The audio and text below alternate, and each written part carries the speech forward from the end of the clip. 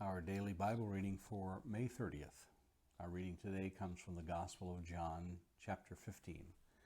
We'll begin reading in verse 1. I am the true vine, and my Father is the vinedresser. Every branch in me that does not bear fruit, he takes away, and every branch that does not bear fruit, he prunes, that it may bear more fruit. Already you are clean because of the word that I have spoken to you. Abide in me, and I in you. As the branch cannot bear fruit by itself unless it abides in the vine, neither can you unless you abide in me. I am the vine, you are the branches. Whoever abides in me and I in him, he it is that bears much fruit. For apart from me you can do nothing. If anyone does not abide in me, he is thrown away like a branch and withers, and the branches are gathered, thrown into the fire, and burned. If you abide in me and my words abide in you, ask whatever you wish, and it will be done for you.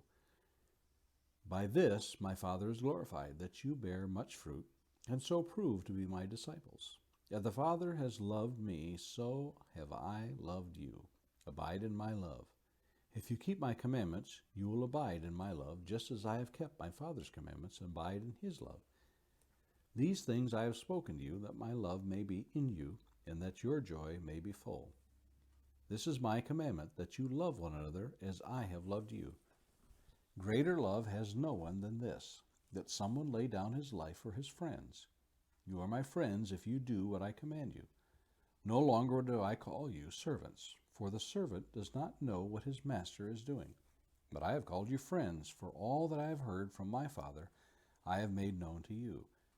You did not choose me, but I chose you and appointed you, that you should go and bear fruit, and that your fruit should abide, so that whatever you ask the Father in my name, he may give it to you.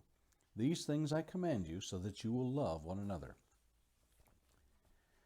If the world hates you, know that it has hated me before it hated you.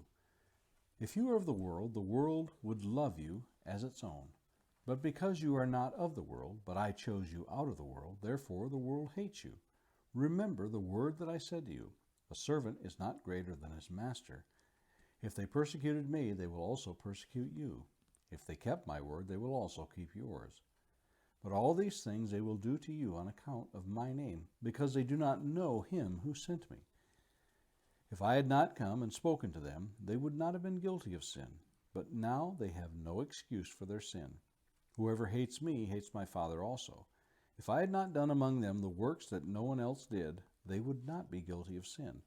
But now they have seen and hated both me and my Father. But the word that is written in their law must be fulfilled. They hated me without cause. But when the Helper comes, whom I will send to you from the Father, the Spirit of truth, who proceeds from the Father, he will bear witness about me, and you also will bear witness, because you have been with me from the beginning. Now a few thoughts for today. We tend to think of downsizing as a relatively new phenomenon in business and industry. In reality, this process of efficiency is an ancient concept. For centuries, the farmer and vine dresser have used this very formula to become even more productive.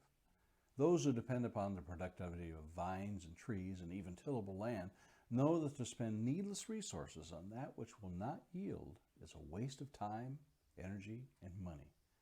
Why spend that which is not needed to gain what can be done with less? This may seem harsh when it comes to human lives, yet the same principle is involved. It is not that God has limited resources, but there is a sense which people who know that he that graciously gives would not have those things trampled upon or treated as common. This is not the first time that the vine has been used as an analogy for God's people. Consider Jeremiah 2:21.